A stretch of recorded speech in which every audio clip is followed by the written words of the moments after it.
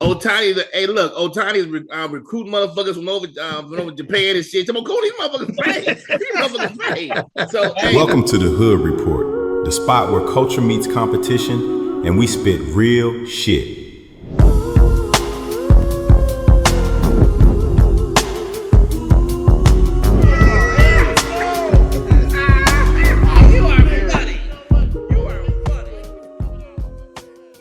What up, though, and welcome to the Hood Report, the spot where culture meets competition and where we spit real shit. This your boy Rod. With me today we got Martin, Rook, Q, and Tweety. And tonight we're going to discuss some of the top sports stories and moments of 2025, some of the closing out of the year. We're going to talk MVP performances. We're going to talk champions. We're going to talk about breakout stars and breakout teams. We're going to hit all of that, and we're going to go across the plethora of sports.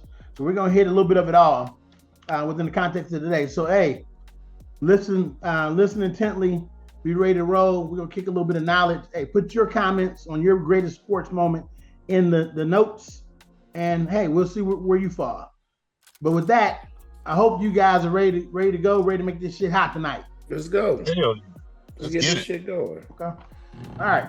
So something we didn't talk much about through the course of the year, but we're going to talk a little bit about tonight is on the docket is boxing. We had a couple of big boxing moments. So the biggest of those being Canelo jumping in the ring against Crawford. Canelo jumping in at the time was 63-2-2 against Crawford, who was 41-0. The two of them fought for the super middleweight title, and we all know how it came out. So what I would say coming off of that is this. Two questions, two things I would throw out for this is, to what degree did that damage Canelo's reputation, the loss? And then number two, did that loss in 2025 propel Crawford to be mentioned with the greats? So I throw it out for you guys. Go ahead and weigh in and give me your thoughts. I think it more propelled Crawford to being one of the best. Canelo, he's a very good fighter and one of the top fighters now, of course. But for him being like one of the greats, he ain't like one of the greats. This did more for Crawford because with him moving up in weight and fighting this guy, fighting a very tough opponent, especially like at that weight class, his first fighting that guy, that proved a lot for Crawford. I think that just pushed him up to be one of the greats. But Canelo's a solid guy, but it pushed Crawford over the top though. I'm gonna give him more than solid. I'm gonna say he's mentioned in the not the all-time greats. Yeah. But he's a great fighter. 63-3-2 over the course of his career. You gotta put Canelo in the great fight. So I'll put Canelo in great fighter. I'd say it propelled for those that thought Crawford dodged and didn't fight, that's modern day boxing. I think Crawford is thrown up in maybe in the top 10. Maybe goes to the top 10 all time in boxing. What do the rest of you guys think? I think it's the top 10. When you 42-0 with what he got 30 something knockouts, 31 maybe something like that. I think he in the top tier. In the top tier of boxing. I say that 2 to 5% in boxing. And then he go out and retire. After this fight, he retired now. That's what he say. I don't think he's done. They're gonna fight again. They said they're gonna. I don't think he's done. He done. I don't think he's done. I think you said that out of spite. What do you think, Q? Yeah, well, before Crawford even fought the fight, we already said that if he was able to pull this off, he would go down as one of the greatest ever. So once he actually did that, it solidified that, and yes, it tarnished Canelo's shit. His stock went way down after this fight. You know what I'm saying? I don't know about way down, because you lose to another great motherfucker though, right? Right. We're saying he's one of the greatest of all time in the top 10 or so. Then those motherfuckers, everybody ain't beating them motherfuckers, right? Yeah, but still, as the question went, I think it did more for Crawford. Yeah, than it did for no doubt. So that's my take, though. Go ahead, Rapid. What do you think about that one? I think it did more for Crawford, of course. It hurt Canelo a little bit, but I wouldn't say it tarnished his legacy. I think he already solidified his spot where he's at. So, but I think it actually boosted Crawford a lot. Yeah. Okay. So, hey, the other big. Go ahead, Martin. No, I was just gonna say. I mean, it's a question you might be asking, but it's a couple of good fighters out there that actually is calling Crawford out too. That's actually pretty good because old boy Enos is pretty good. Yeah, Enos is really good. Yeah. Mm-hmm. Enos been calling for Crawford, so I mean, good young fighter. So Crawford, I mean, if he come back, it's some fights out there to you know what I'm saying to bring him back, and I think eventually he will come back.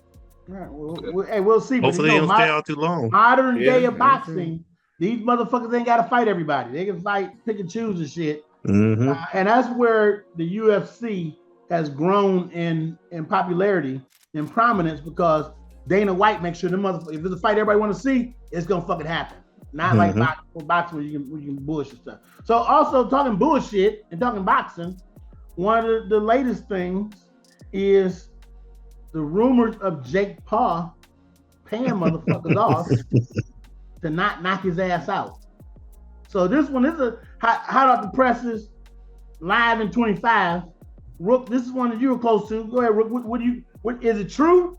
Number one. Is it true? That's right. From what I hear, it's true.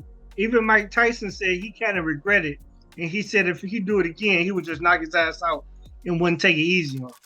He said he regretted it because Anthony Joshua went on and did it. So now he feel bad because he ain't the one that did it. Okay. Damn. Now, so we're aware. This is why we throwing salt on this man's name. He's considered a professional boxer now. It's illegal. Yeah. It's illegal and it's considered fraud and default. So it's illegal activities being a legal boxer. Well, I'm gonna tell you this. I watched that Tyson bullshit. Tyson got paid like a motherfucker because Tyson could knock his ass out if he wanted to. That was some bullshit. I mean, all the fighters he done fought, really, because he haven't fought no real fighters or something. He fought some UFC guys, MMA guys, but Tyson was like the first real boxer we fought. And Tyson was on some bullshit. That wasn't Tyson. When they showed Tyson training, that motherfucker he was like 20 years old. That motherfucker looked good as hell. And then he got in the ring. He fought like he was an old motherfucker that couldn't throw no punches and shit. So yeah, he got paid off. That was legs all wobbly and shit. Yeah, that was some bullshit. Any truth to it? Anybody else want to weigh in before we move on off boxing? From just watching it looked paid off. It looked paid off in bullshit. And so I definitely believe that. I just say my man said, "Fuck this! I ain't going out like that and knock his ass out." And it's my time for your boy to retire. Looking at his fucking jaw. It looked like some WWE shit. So let's move on. Them motherfuckers are getting paid. So yeah, they ain't going nowhere. Whether they promoting them or what, they ain't going nowhere. They making big money. I don't know if Joshua got paid for the beginning, but in that 5th and 6th round, he said, "Fuck this shit. Fuck the money." He put that motherfucker on his motherfucking ass. He knocked the shit out of that. What they get? I think they got it. What, 90 million?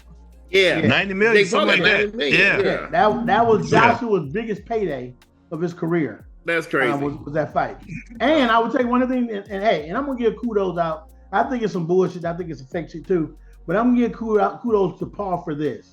Him and his brother, they have done more for the women's fight game and paid bigger purses for women than any other promoter in the history of boxing. Him and his brother have. So kudos to them for looking out for the women's fight game and putting money behind it and getting them some paydays. Well, you got to give them kudos too for us watching that shit. So in 2025. In 2025, okay. They be watching it, so you got it. They doing something right.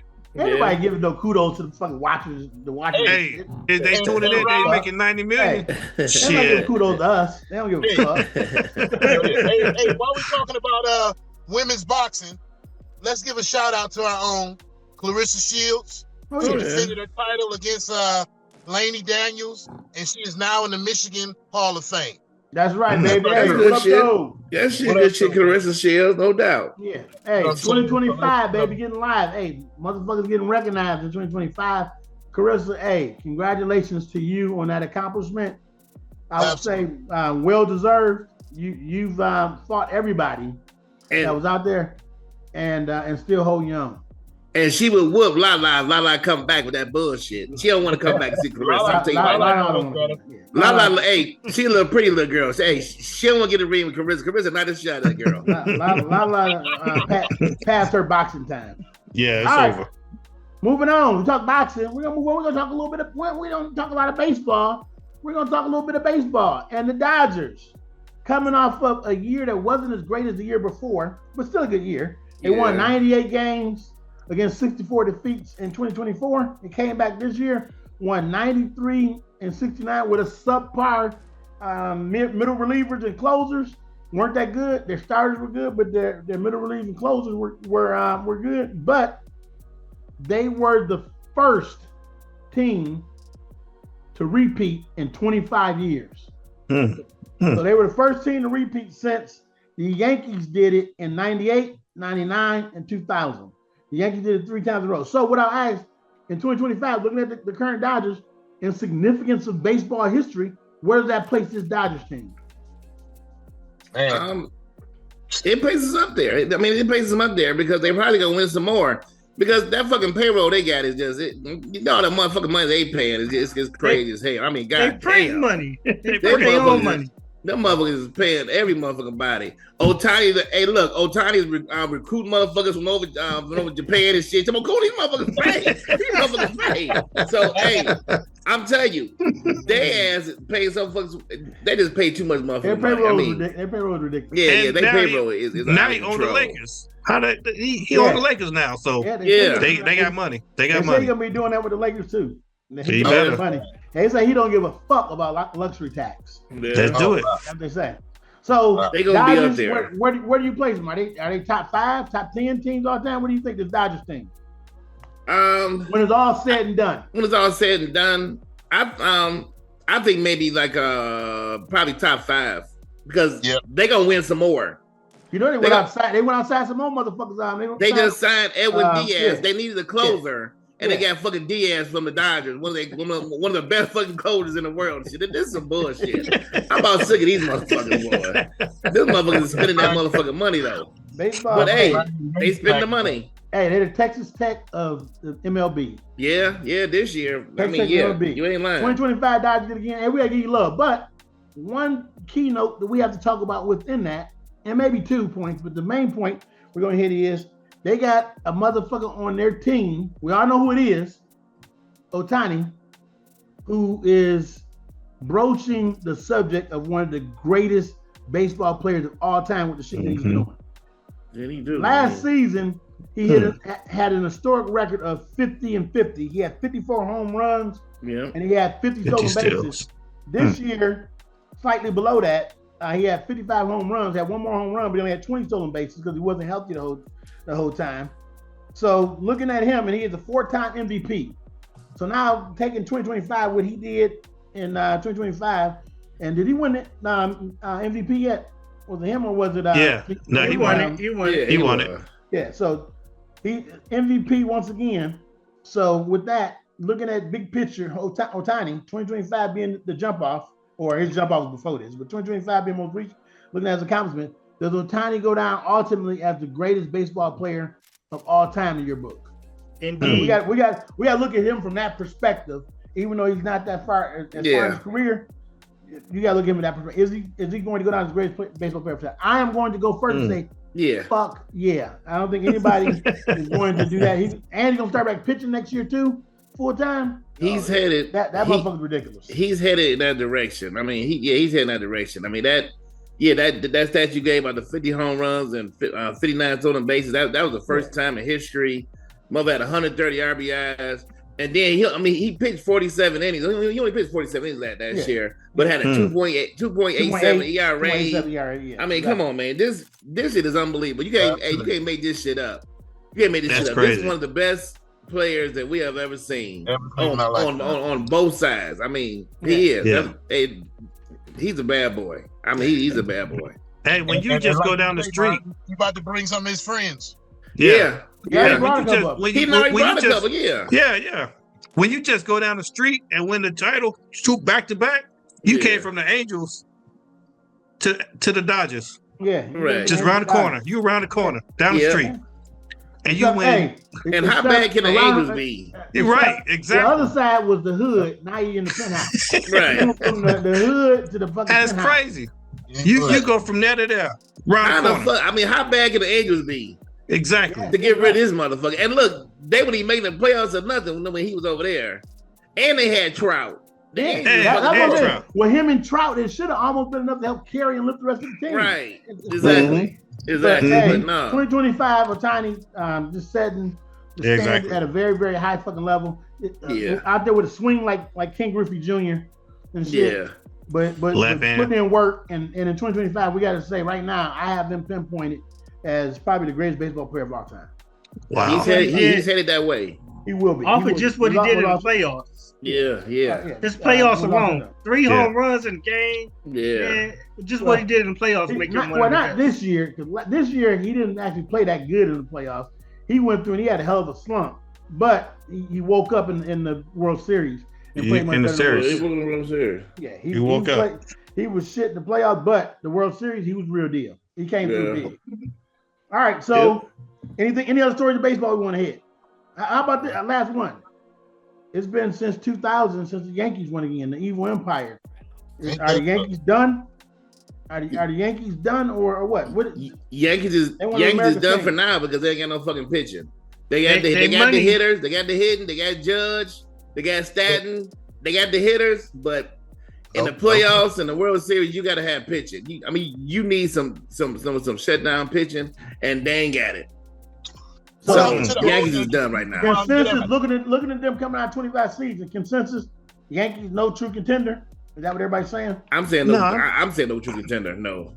With the offense they got, they could be there. They'll always be a contender, but they'll never get over the hump. They'll always be a contender to me with the hitting. But that don't win though. They have that hitting. But they'll always be a contender. They just not gonna win it. Yeah. They'll always be there. Yeah. Well, they always gonna be there because that's just a public team. It's kind of like the Cowboys. Everybody love the Yankees, everybody love the Cowboys, but everybody know they ain't gonna win this shit. But we gotta keep talking about them and shit. That's all. We're gonna talk about it in a minute. The Cowboys ain't gonna be there though. These gonna be there. Hey, that offense with a full off season. Hey, don't sleep on. Hey, Dak is back, motherfucker. Oh, here we go. Hey, they better pay George. Anyway, they better pay George. Oh, they're gonna pay George. Come on. All right, we'll see. We'll see. Moving on. We'll move on to football. So the thing we've seen in football, we talked about it a couple weeks ago on one of our podcasts, is the shit is flipped upside down. The script got flipped, where the teams that were even last season in 2024, the teams that were the perennial winners, the Kansas City, the Baltimores, the Detroits, and all those guys that were at the top, now you fast forward a year and they're at the bottom, struggling to get in or not going to get in at all. Yeah. Right? So when you look at that and look at this 2025 season, look at who the contenders are. You got the New Englands, and you got all these guys that weren't there, the Denvers, and you got who else? You got the Bears, and you got all these teams that are not the perennial winning teams. So when you look at that, we're not gonna stay on this one long because we kind of hit this before in the podcast. But is that better or worse for football? And is it better? Is it better or worse for football as a whole, for the NFL? That you got the flipping of the guard and changing the teams, you got different teams at the top because sports run off of your large market teams and your marquee franchises winning. So when they're not, do you think that's good or bad for football, for the NFL? It's better for the NFL. Yeah. But for me, it's good for the NFL, right? Because it's great. Every year, it's going to be 4 or 5 teams that made the playoffs, not going to make the playoffs this year, or they ain't going to make the playoffs next year. So it always flip flop. The Raiders and a couple other motherfuckers, they gonna make the playoffs no year. It's just like it's just like the Cowboy that make the playoffs and one and done every time. So it's the same shit. With the exception of this year, they can make the playoffs every year. All right, so good or bad? Good or bad for the league? That's good. It's great for the league. It's great for the league. Especially for like the last 10 years. I mean, over the last 10 years, it's been like the same teams. So it's good to see some new faces because because it was getting too fucking predictable. You got in AFC, you had Kansas City every year. You got Buffalo and you had Baltimore every year. It was always like those three, and then everybody else was just on the bottom. And it's good to see some new teams at the top. Because it was getting too fucking ridiculous, especially in the AFC. Right. No, I agree with that. You And gotta go Mike through. agrees with Martin saying it needed to flip. You know, I don't think we was prepared for the flip, but No. we needed a flip. You know, we needed to change. I know Lions fans weren't prepared for the flip. No. Lions fans weren't prepared. You had to flip your best all season, sir. That shit got flipped. Oh, I flip all year long, motherfucker. You already I know. Ain't no shame about it. You're not gonna get me to feel ashamed of it. I get it. But anyway. Now, so looking at 2025 once again, I would say we have some phenomenal performances. You've had you're getting to the end of the season now, and you've had Stafford, who's had a hell of a year right now through the 17 weeks. He's at 4,500 yards, 42 touchdowns, 8 interceptions. Had a bad game the other day or yesterday. You got Drake May, who everybody is saying is the guy up now because Stafford stumbled, but Drake May, 4,200 yards, 30 touchdowns, 8 interceptions. Yeah. And then you got the other which running backs never get it, but you got to look at Taylor, who's at 1,600 yards with about just over 20 touchdowns between receiving and rushing. And then you got McCaffrey, who's going for a record, unprecedented 1,000 yards receiving, 1,000 yards rushing for only the first time in history somebody done it twice. So with all of that in mind, looking at 2025, we've been through enough games now to call it. Everybody, give me your MVP. My MVP is as of right now, I'm gonna go with Stafford. I'm going with Stafford. He struggled the last game. We seen that game the other day, yesterday versus Atlanta, but he been consistent throughout the whole year. I mean, 42 touchdowns. Come on, man. You gotta give it to Stafford right now. Okay. For me, I had to give it to a running back, and it's gonna be McCaffrey. McCaffrey been doing it all season long, right? He did it with Brock Purdy out. Brock Purdy been hurt most of the season, and they still been winning without Purdy. Most of it, six games. Hey, we don't play enough games. Hey, that's quarter of it. It's quarter of it still. So I'm giving to McCaffrey for a running back. The quarterbacks, they always get it, but I'm giving it to the running back. We understand you're giving the award, but we know they ain't getting it because they don't fucking look at nobody else, right? You're right. It's but I give it to a running back. Yeah, it's stupid as fuck. But I feel you on the McCaffrey. So was the MVP the first half of the season, but then Danny Dimes started coming out and fucking up, and then they teams started losing. But he was MVP like the first talking 2025 events. Those motherfuckers was 8-2. And they going to playoffs. The Indianapolis Colts 8-2 and not going to the playoffs. God damn. that one Pittsburgh game fucked them up. Ever since then, they've been fucked up. So all right, so we got 2 people in on MVP. I'm gonna go ahead and keep mine. I'm gonna say, look, I don't believe in the schedule that May played. I think he's played above his head. But I do think when I look at Stafford has had a phenomenal season, 42-8. You can't knock that. He's gonna finish the season because he's gonna play the last game. He's gonna finish the season probably 44, 45-8. He won't throw another interception this week coming up. I gotta give it to Stafford and close to 5,000 yards. Yeah, when it all lays down, I gotta give it to Stafford. Yeah. I know we're gonna get it. All right, Q. What you think, Q and Rook? Okay, look, I want to lean towards the running back because it's historical, and you don't really you've never seen that before, or like you say, only one time, but it has. No, nobody's ever done it two times. Oh, nobody's ever done it twice. Nobody's ever done it twies. Right. Only once. Roger Craig did it, and Marshall Falk did it. Yeah. And that says a lot. And not only is he a running back, he's a white running back, so that even helps him a little bit too, maybe when it comes to it. If there was gonna be a running back that had a chance, he got the best. Exactly. Exactly. He's a bad boy though. He's bad. He's a bad McCaffrey, I can't say nothing about McCaffrey. He is much better and had a much better career than I ever thought he would have. Me too. I didn't think Yeah. I don't think he'd have the type of longevity. Absolutely. Yeah. But my pick is gonna be Stafford. Like y'all say, 42-8. Almost 5,000 yards. And I'm gonna give him a little extra love because he was drafted. I know it's paying you to say that. Whatever. I know it's paying you to say that. He was throwing 42 and 8 when he was in Detroit. He was throwing like 8 and 42. He had some good years. He had good years. Not like this. Not like this. Touchdown interception ratio. Yeah. All right, Rook, last one up. What you think? I'm gonna go with Drake, man. Oh, I know a lot. Okay. Yeah, Okay. I'm going with Drake. I mean, I understand what y'all saying. Stafford did have a tougher schedule, but the reason why I'm going with Drake is because his ceiling was nowhere near as where it's at. He overachieved everything that he was supposed to do, and I feel like he did it with, how can I say, less talent on the team than Stafford. Yeah, less talent. Stafford got Pukanua. Yeah. He got Devontae Adams. Yeah. He got Kyron Williams in the backfield, and he got Brian Curl. Yeah. So I give it to Drake, man.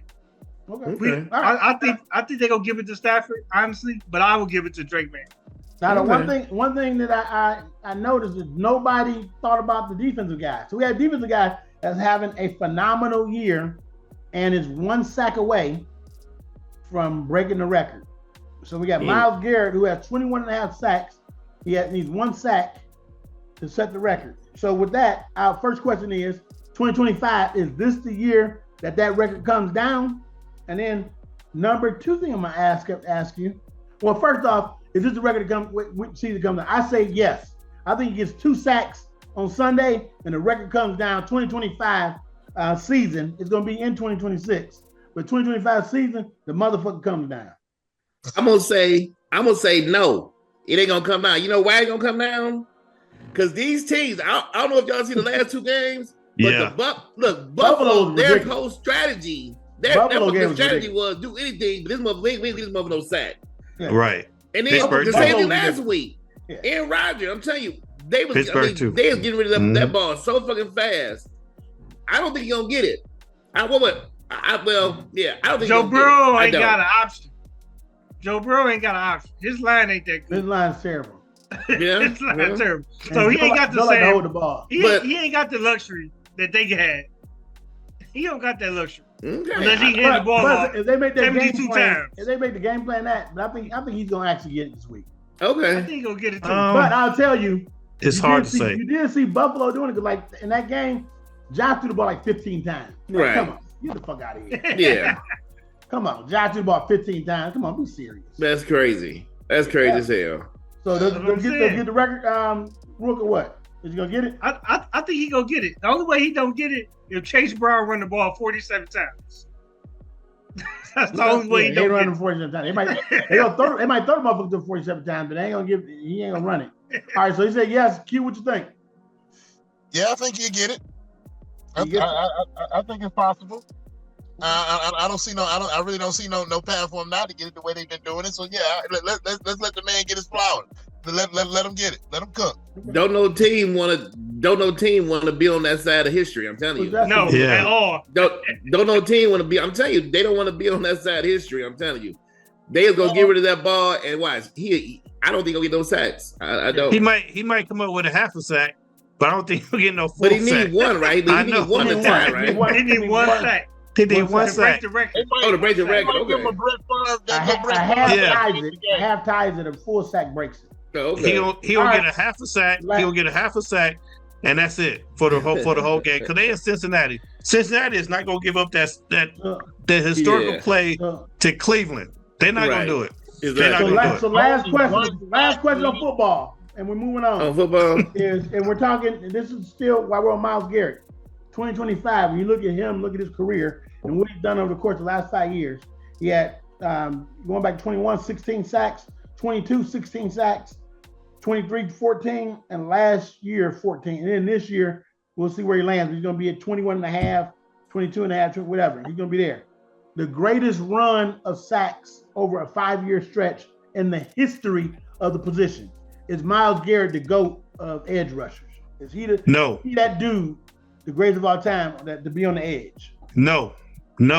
I'm Reggie not White. gonna say he's the GOAT. No, he's not the GOAT. I think he's up there, but I don't think he's the GOAT. Not yet. I mean, if he keep doing this shit every fucking year for the next few years, I mean, you might just say it. I mean, but that's a long stretch anyway, the 5 years. But I think it's a little bit more. Without the season counted, without counting this season, the motherfucker has 60 sacks the last 4 seasons. Yeah, and you put the 20 whatever on top. That's crazy. That is crazy. It's really good, but you gotta think about what the competition the other ones was going against and what competition he was going against this year through his career. The tackles back then was all pros. They was Hall of Famers. They was Hall of Famers. Reggie White. He didn't go against Hall of Famers every fucking week. Get the fuck out of here. I'm talking about Reggie White now. They were going through Hall of Fame tackles. That's bullshit. The tackles. They play bums too. But Tweety, exactly. Now, Reggie White. But Reggie White also had a team on defense. It's just Miles Garrett. So real quick, I'm thinking the greatest. Q and Rook, what you think? Greatest all time on the edge or not? No, he's damn close though. He's not the greatest yet. Exactly. Rook, tell him. Yeah, he's close. He's close as hell, but he's not the greatest yet. Like you say, give it about 2 more years. If he can keep it up, I'll give it to him. Okay. Well, I'm gonna say this. I think the only thing that holds him back is he's not been able to do it in prime time when the lights are the brightest. Right. And that's why I give it to Reggie, because Reggie did it when the lights were the brightest. So that's the lights don't get bright in Cleveland. No, they don't get bright. They stay dim and dark. You're right about that. All right, moving on. Now we're gonna polish up. We'll find out. All right, well, we hit this heavy. It's time to close out. Tweety, we always do this shit one way. Tweety, go ahead and hit it, baby. Like and subscribe. Full Report 2025, baby. That's right, baby. Detroit. What up, though?